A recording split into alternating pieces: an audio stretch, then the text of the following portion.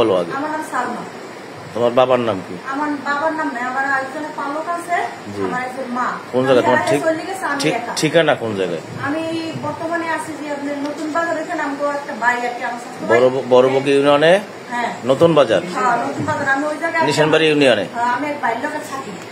বাড়িতে ঢাকা, আমি আমার বাড়িতে যারা থাকি, আমার তালে ধরে আমি আমার জগতে যত গেলে এর থেকে আমি ঠিক আছে, আমার কেউ নাই। আমি আমার একটা ছোট মেয়ে, আমি স্কুলে চার মেয়ে গেলে আমি একটা দোকান দিচ্ছি, আর পার্টনার শিখাই ভাই আছে, ঠিক আছে, তার কিছু টাকা আছে। আর হে এই দোকানে বইলে সমস্যা, আরেকজন আইলে বইলে সমস্যা।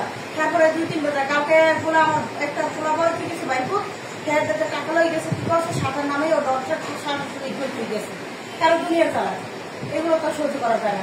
কে কার বিরুদ্ধে তোমার অভিযোগ? এটা ছোট্ট ভাই, ছোট্ট ভাই নাকি যে বলতেছে আমার এই ফোন নাম্বার দিয়েছে, তো আমি এই জায়গায় ছোট্ট কে? ছোট্ট কে?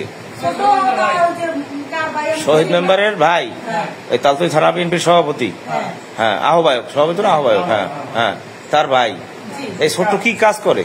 কাজ করে কি?